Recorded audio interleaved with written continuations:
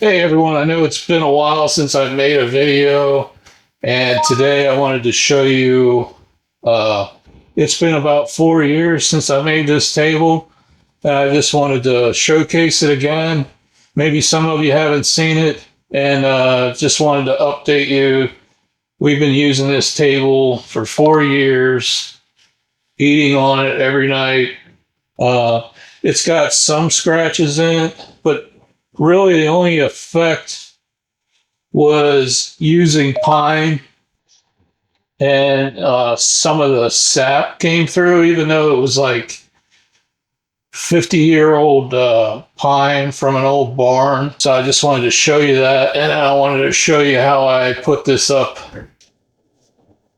Tight ends with a centerpiece going to the other one.